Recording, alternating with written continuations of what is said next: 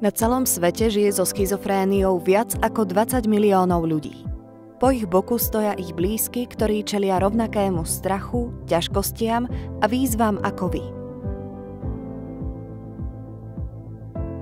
Spojte sa s nimi a pripojte sa k ich podpornej skupine alebo združeniu. Existujú viaceré pacientské organizácie, ktoré majú rovnaký cieľ – pozitívne ovplyvniť životy ľudí so schizofréniou a ich blízkych.